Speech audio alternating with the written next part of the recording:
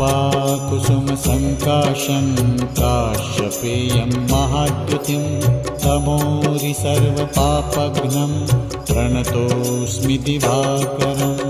ॐ ह्रां ह्रीं ह्रौं स्वः सूर्याय नमः। ॐ ह्रां ह्रीं ह्रौं स्वः सूर्याय नमः।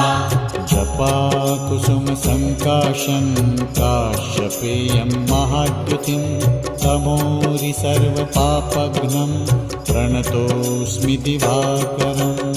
ॐ ह्रां